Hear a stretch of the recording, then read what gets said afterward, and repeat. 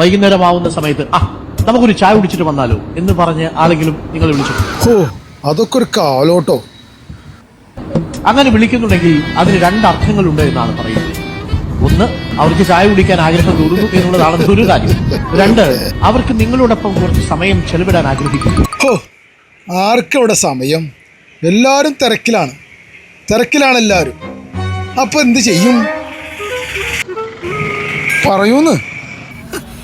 ഇനി നമ്മൾ എന്ത് ചെയ്യും? ഒന്നും ചെയ്യാനില്ല.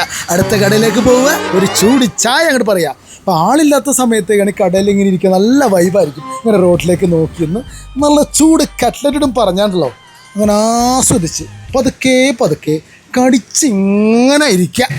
അല്ലാതെ എന്ത് തിരക്കുള്ളവർ തിരക്കുള്ള ലോകത്ത് നടക്കട്ടെന്നേ, തിരക്കില്ലാത്ത വെറുതെ ഇരിക്കുന്നവർ ഇങ്ങനെ ഇരിക്കട്ടെ അല്ലേ?